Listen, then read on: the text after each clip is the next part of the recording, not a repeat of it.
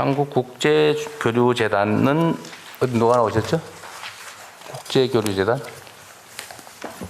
예, 한국국제교류재단 이사장 송기도입니다. 아, 네네. 여기서 많이 보던 분인데. 네. 여기에 기금으로 운영한다고 그랬죠? 예, 기금의 재원이 뭐예요? 어디서 오는 건가요? 이 기금은? 국제교류기금은요. 네. 그 우리나라 국민들이 여권을 내면 네. 지금은 12,000원씩 여권 발급 수수료? 예, 국제교류액 수수료에서 12,000원을 그러니까 10년짜리 여권을 발급받으면 현재 5만 원을 내고 있는데요. 네. 거기서 12,000원을 저희 기금으로 주고 있습니다. 아, 5만 원 받아가지고 기금으로 15,000원 주는데. 예, 근데 원래 그게 15,000원이었는데 이게 1991년부터 이게 기금이 모아져서 15,000원이었는데 2024년 총선을 앞두고 윤석열 정부에서 이게 부담금 정비 및 관리 체계 강화 방안이다 그래서 총선 직전에 민생에 직접 부담을 12,000원으로 내려버리는 바람에 12,000원으로 내렸습니다. 기금이 확 줄어들었다. 예. 그래서 이게 10년에 3,000원이니까 1년에 300원 줄인 겁니다. 그래서 사실 네, 부담이 안 되는데 이걸 부담을 줄여서 저희로서는 이 국제교류재단의 기금 재원의 96%가 여기서 옵니다. 근데 아까 이게 잠깐만요. 5만 원을 내면은 15,000원을 그 중에 기금으로 받았다. 예. 그러면은 이걸 12,000원으로 내리면 지금은 그러면 여권 발급 비용을 47,000원 받고 있다 그 말입니까? 예, 그걸 그렇게 받았는데요. 아니 맞냐고요? 예, 47,000원 받고 47,000원씩 받는 걸로 알고 있습니다. 그걸 다시 5만 원으로 올리고 13,000원을 더 늘렸다. 예, 그렇게 해주시면 최근에 이게 아까 대통령님께서 핵심이 문화라고 아까 말씀을 하셨잖아요. 공공외교의 가장 중요한 게 상대국 국민을 대상으로 하고 있는 문화 외교입니다. 그래서 지금 이 물실혹이라고 특히 뭐 K-팝이나 K-컬처가 나오는데 네, 이때 좀 많이 해야 될 것 같은데. 네. 그런데 여기 업무 내용이 도대체 뭘 하는 건지 이런 느낌이 조금 드는데? 그 업무 내용을 보면요. 네. 저는 기본적으로 그 공공외교인데요. 네. 공공외교가 중요하고 필요한데 거기서 어떤 기여를 하는 거예요? 그 다양한 것들이 있습니다. 근데 이제 가장 중요한 거는 이 한국 관심을 확산시키는 일입니다. 이게 한국에 대한 이해를 확산시키는 그러기 위해서 일인데, 구체적으로 뭘 하냐고요? 예, 혹시 한강 작가가 네. 노벨 문학상을 받았는데요. 네. 그때 노벨 문학상을 받았을 적에 그 영어로 번역했던 데보라 스미스라는 네. 사람이 있습니다. 네. 그분이 그 영국의 런던 대학의 아시아 연구소에 있었는데 네. 그 코리아 파운드 한국교류재단에 지원을 받았던 장학금 수혜자입니다. 아, 그래요? 그리고 더불어서 네, 알았습니다. 같은 대학에 있었던 스웨덴어 번역을 했던 분은 네. 영국 런던의 대학에 같이 있었는데 우리 교류재단의 수혜자입니다. 수혜 교수입니다. 알았습니다. 네. 예. 자, 재외동포청은 이거 하나 물어볼게요. 이 경계가 좀 불분명해서 그런데 재외국민하고 재외동포는 형식적으로는 구분이 돼요. 그러죠? 한국 출신인데 외국 국적을 가지고 있는 사람 아니면 재외동포. 그건 재외동포. 예. 네, 우리나라 국적법에 의해서 가지고 있는 사람은 근데 해외 나가 있는 사람은 재외국민. 재외동포에 포함되는데 재외국민으로 국적을 가지고 있기 때문에 별도로 거기에서 구분을 하고 있는 겁니다. 재외국민. 일시적으로 해외에 나가서 뭐 몇 달 몇 년인 사람은 재외국민 아니에요? 대체로 90일 이상 체류했을 때 90일 이상을 기준으로 합니까? 예. 네, 그렇게 기준이 있다고 치고요. 자, 전에 국무회의에서도 얘기를 한번 했는데 동포 또는 재외국민을 소재 국가별로 차별하는 느낌이 좀 들 때가 있거든요. 예를 들면 중국 동포, 재미 동포, 제일 동포 똑같이 취급합니까? 어때요, 실제로? 조금씩 다른 조건들이 있습니다. 있죠. 예. 그렇게 하면 안 되는 거 아닌가요? 그런데 이제 그 지역에 따라서 가령 고려인이나 중국 동포들 같은 경우에 조금 더 그러니까 여기에 국내에 들어오는 목적이나 때로는 그 역사적 특수성들이 있기 때문에 조금 좀 다를 수는 있는데요. 일반적으로 좀 여기에서 이제 가지고 있는 느낌이 차별을 하는 그러니까 느낌만이 아니고 느낌이 거기에 더 불리하게 하는 차별이라기보다는 좀 더 어려운 동포들에 대한 좀 다른 지원들이 특별한 지원들이 있는 경우들이 있죠. 예를 들면 국적을 회복하거나 예. 아니면 국내 취업을 하거나 비자를 받거나 뭐 할 때 진짜 동등하게 취급해요. 지금은 예전에는 이제 H2 비자라고 그래서 우리 아니 동포- 예. 결론만 얘기해 보세요. 막 복잡하게 얘기하면 잘 못 알아들으니까 정말로 모든 영역에서 공평하게 대우합니까? 아직까지 비자나 이런 부분에 있어서는 거의 공평한 기준을 적용하고 있다고 보는데요. 한번 혹시 그런 좀 국적 회복에 있어서도 동등한 기회를 줍니까? 예를 들면 제1교포 문제라든지 재미 동포들. 근데 지금 예를 들면 저기 중국 쪽에 있는 조선족. 조선 쪽의 경계가 또 뭔지는 저도 잘 모르겠어요.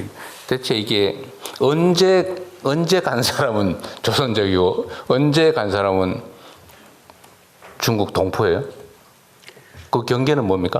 일단 그 조선 그게 그 언제 갔느냐의 시기에 따라서 다른 거예요. 그러니까 그 시기가 뭐니? 그 경계도 불분명하더라고요. 대체로 이제 뭐 제중동포 또는 조선족을 같은 뜻으로 사용을 하기도 하는데요.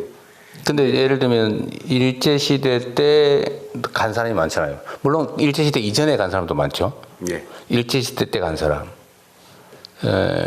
그런데 그 중에서 조선 호적을, 그러니까 한국 호적을 가지고 있는 사람들이 있죠. 그렇습니다. 아니면 아버지, 할아버지가 조선 호적을 가지고 있는 사람. 한국 국적을 과거에 가지고 있거나 사람의 호적이 자녀들. 있거나. 예. 그 사람들은 한국 사람이에요? 재외 동포예요? 재외 국민이에요? 그런데 그런 경우에는 대체로 이 조선족 같은 경우에는 이 중국 국적으로 다 지금 국적을 가지고 있는 상태들이 국적을 많습니다. 가지고 있지만 그런데 그거는 거기에는 재외 그냥 동포로 치고요. 근데 재외 미국 같은 국민은 경우 아닙니다. 미국에 있는 사람들은 좀 다르게 우리가 취급하고 있지 않냐 그 말이에요. 그건 우리는 보통 그런 경우는 미국 같은 경우 이중 국적이라고 표현하지 않아요? 아버지가 한국 사람이면 자식도 한국 사람인 게 우리 법이잖아요.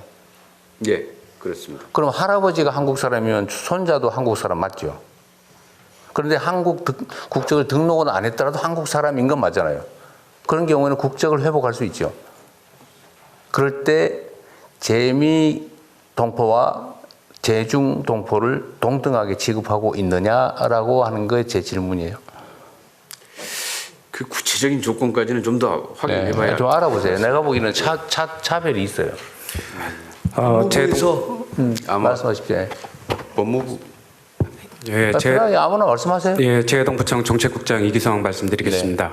지금 대통령님께서 질문하신 내용과 관련해서는 조선족, 고려인에 대해서는 약간 재미동포, 제일동포가 다른 우리가 비자 정책이라든지 국적 정책을 좀 취하고 있습니다. H2 비자라는 별도의 비자 제도는 고려인, 조선족에만 해당되는 비자입니다. 그렇지만 재미동포라든지 제일동포가 우리 비자, 체류 자격을 얻을 때는 F4 비자, 훨씬 더 영주하는데, 체류하는데 편리한 제도를 운영하고 있는데 대통령님이 지침을 주셔서 내년도 상반기 중에 1월 중에 아마 두 비자 제도는 통합이 돼서 체류 자격에 있어서의 차별 문제는 해소될 것으로 보입니다. 그런데 국적 회복 절차도 약간 차등이 있긴 한데 그 말씀 주셨던 복수국적 재미동포들 65세 이상 대부분의 대외 동포들은 복수국적 제도가 인정되는 국가이기 때문에 우리 국적을 65세 이상이 되면 회복할 수 있습니다. 우리 국적을. 그렇지만 조선족 그러니까 중국 동포죠. 중국 국적인데 중국은 우리와 같이 단일 국적주의이기 때문에 국적을 우리 회복하지는 않습니다. 그러니까 중국 국적을 포기해야만 우리 국적을 얻는 제도로 되어 있습니다. 예, 이상입니다.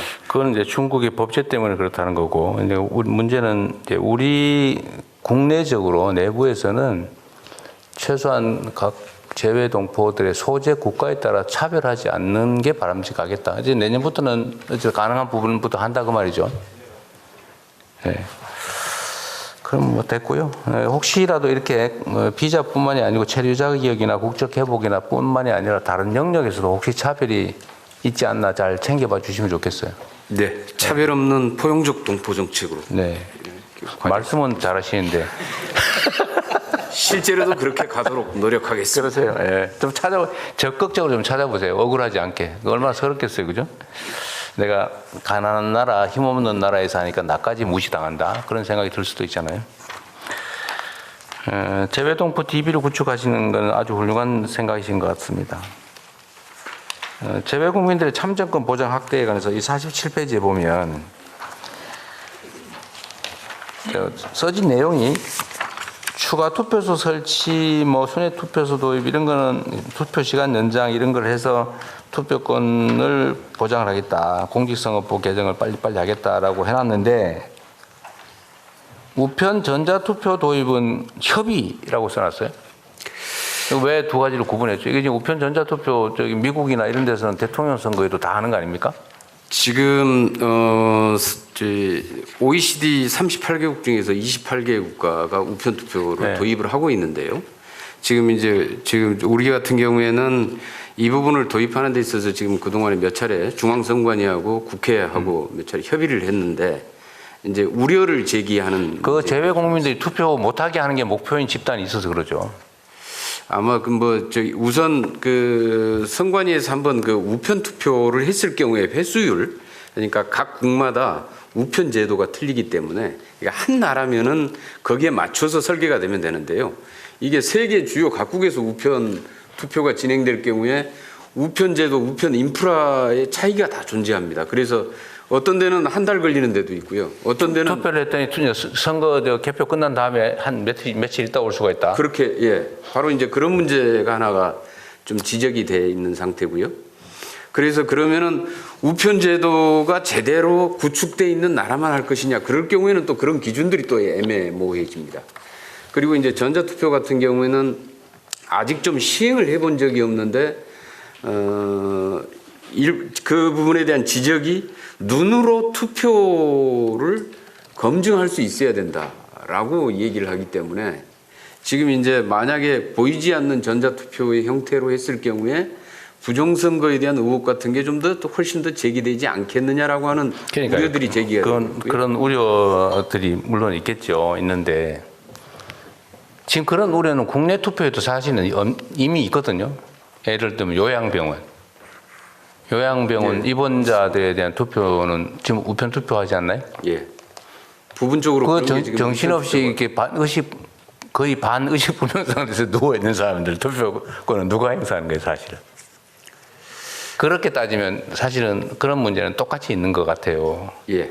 문제는 그런 부작용 일부 문제가 있더라도 예를 들면 특수한 지역 국가에는 우편 제도가 좀 미발달 또는 좀 늦어서 그렇다면 보완책을 만들 때 그것 때문에 다른 나라에서 우편 투표할 수 있는 우리 재외 국민들의 투표권을 제한한다는 게 말이 안 되잖아요. 나라의 주인이라면서요. 그래서 지금 왜 그런 해외에 나가 있다고 투표를 예. 사실상 못하게 하면 되겠습니까? 그런 부작용들이 설령 가능성이 있더라도 이 부분을 전체적으로 큰 참정권이라는 틀 속에서 어떻게 이 부분을 인정하고 제도로서 도입할 네. 것인지에 대한 좀 국민적인 합의가 그러니까 필요할 것 같습니다. 협의할 게 아니라 추진을 하세요. 당연한 걸 갖다가 전에 우편 전자투표 등 가능한 참정권 확대 방안을 지금 입법으로 국회 추진해야 법안도 발의가 되어 있는 그러니까요. 상태고요. 국회에서 지금 심의도 이루어지고 네, 있습니다. 논의를 이렇게 재외동포청이 너무 소극적으로 응하고 있는 느낌이 아니요, 동포청은 굉장히 적극적으로 하고 있습니다. 근데 분류는 아닌데요. 위에는 입법 추진 써놓고 밑에는 협의 이래 써놨어 내가 그런 거예요. 왜 분류하지 마세요? 동포청은 이거는. 일단 동포의 요구들이 동포사의 요구가 워낙 강력하기 때문에 동포청은 굉장히 강력하게 추진을 하는데 강력하게 하세요. 그러면. 동포청이 힘이 별로 좀 없어서. 자, 동포 전담 영사를 도입하자는 얘기도 있는데 영사는 원래 동포 전담 아니에요? 원래 영사가 동포 업무하는 걸 영사라는데 동포 업무로 원래 전담하는 이제 그 동포 업무까지를 해야 되는데 아까 말씀드린 우선 재외 국민의 사건 사고 내지는 여권 비자 관련된 업무 이제 이런 것에 먼저 우선적으로 일을 처리하게 돼 있습니다. 그러다 보니까 이제 동포 밀집 지역 같은 경우에는 인력을 늘리란 말을 이렇게 어렵게 업무가 쓰는 거죠. 과중돼 가지고 실제로 여타의 다른 외국 국적 동포를 챙기거나 할 시간이 굉장히 어쨌든 인력을 늘리자 그 말을 이렇게 써놓은 거군요. 그러면 하여튼 이건 외교부에서 판단해야 될 일인데 어쨌든 인력을 늘리는 건 그렇게 쉽지는 않은데 전체적으로는 어쨌든 부족한 건 맞는 것 같아요. 네, 그렇습니다. 그런데 이제 쉽게 얘기하면 재외동포청이 주재관을 좀 보냈으면 하는 것입니다. 저희들은 이미 외교부 소속 영사들이 아니, 원래 그 업무를 하고 있는데 무슨 그렇습니다. 그래서 그걸 현명하게 네, 외교부로 받아서 보내는 방안을 검토하겠습니다. 네. 재외동포청이 꾀를 내신 것 같은데 잘 안 넘어가는 것 같네요. 재외동포청 소속의 영사를 보내자는 취지로 보인다. 네, 그렇습니다. 그런데 그 외교부 산하청이기 때문에 네, 다른 주재관이 아니고 외교부로 받아가지고 저희가 네. 보내겠다. 그렇게 그런 방향으로 네. 하겠습니다. 어쨌든 재외동포청은 새로 생긴 기관이기도 한데 재외국민 숫자가 240만 명이라면서요. 네, 247만 명. 그러니까요. 그게 그 엄청난 수의 대한민국 국내로 따지면은 한 개 큰 도 규모의 국민들이 해외에 있는데 이분들한테 투표하면 20만 명밖에 투표 안 하고 그러죠. 10분의 1도 안 하죠. 예. 그 말이 안 되지 않습니까? 그것도 실제로 그 사람들이 게을러서 안 하는 게 아니고 비행기 타고 무슨 뭐 6시간 가서 투표를 했니 무슨 차 타고 1박 2일로 가서 투표를 했니 그러고 있잖아요. 실제로 그런 경우 그러지 않게 해야죠.